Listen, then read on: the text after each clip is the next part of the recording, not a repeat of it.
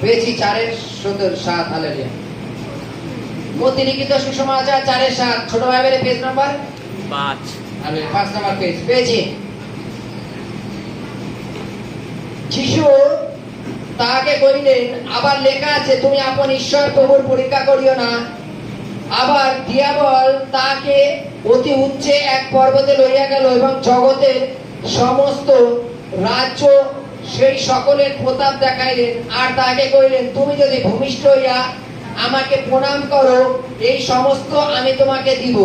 তখন যিশু তাহাকে কহিলেন, দূর হ শয়তান, কেননা লেখা আছে, তোমার ঈশ্বর প্রভুকে প্রণাম করিবে, কেবল তাহারই আরাধনা করবে। তখন দিয়াবল তাকে ছাড়িয়া গেল।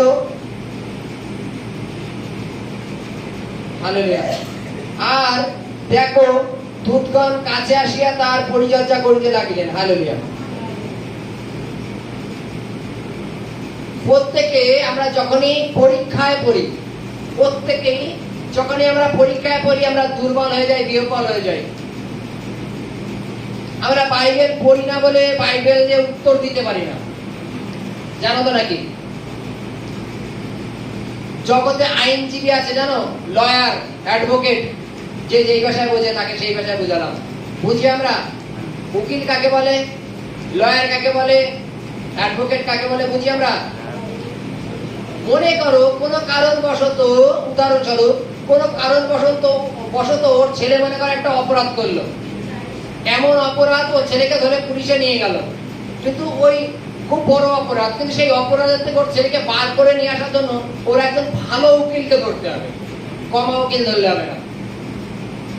ভালো উকিল, যে উকিল কিনা সংবিধান সম্বন্ধে জানে, তেমন উকিলকে ধরতে হবে। কত ধারায় কি সাজা আছে, কোন অপরাধের কি সাজা আছে, সমস্ত কিছু সে যেন জানে। তখন সেই উকিলকে যখন ও ভাড়া করবে, তখন সেই উকিলকে সেখানে গিয়ে লড়াই করবে, সেই উকিলকে ওখানে গিয়ে লড়াই করবে, কারণ তার মধ্যে সে সমস্ত রকম ধারা সম্বন্ধে জানে। আমরা শুধু 144টাই বুঝি নাকি? ইঞ্জিন সঞ্জয় দেখো নাকি?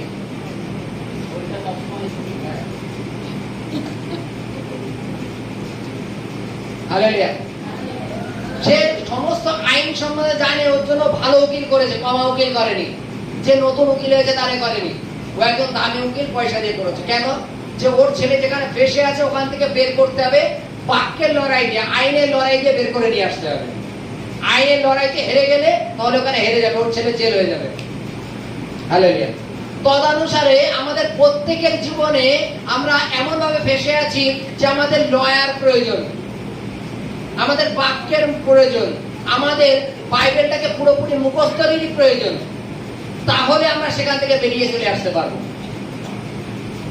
বাইবেলে কি বলছে?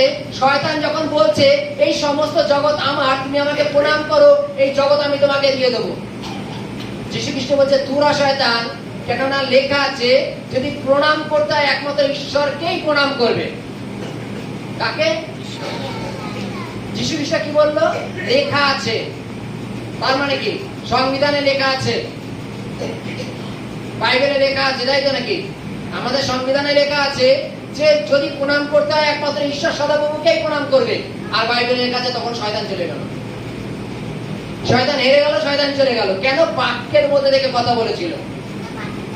আজকে আমাদের প্রত্যেকের জীবনে সমস্যা থাকে, সমস্যা বহন করে বেড়াই, কিন্তু বাক্য দিয়ে পার করি না, যার জন্য শয়তান যায় না।